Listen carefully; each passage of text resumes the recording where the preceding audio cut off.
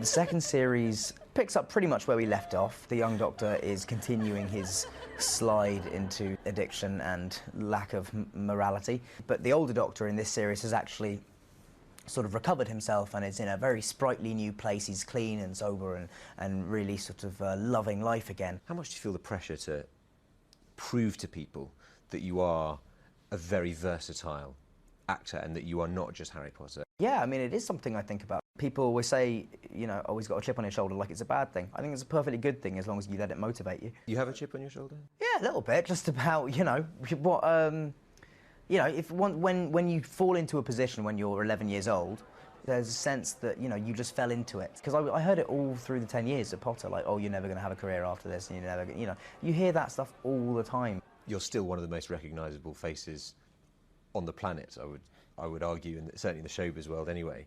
Do you still struggle at all with protecting your privacy?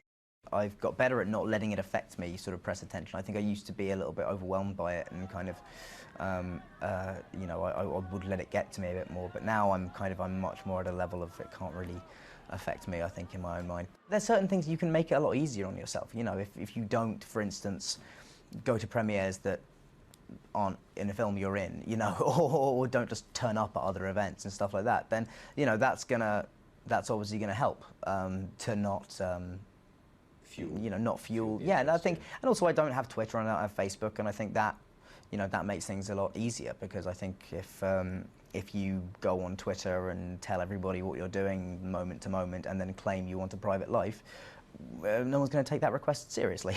You're not a bling, fast cars no kind of guy. What do you spend your money on? What do you do in your spare time? The only time where I will spend like a wad of cash in one go is, and I know this is going to sound so nerdy, is in bookshops. It's like how much is a wad of cash in bookshops? I've gone out of bookshops with a pile of 15 to 20 books before, so you can work out what you think that might have cost yourself. Like it's excessive, like it's like that. You know, I am refreshingly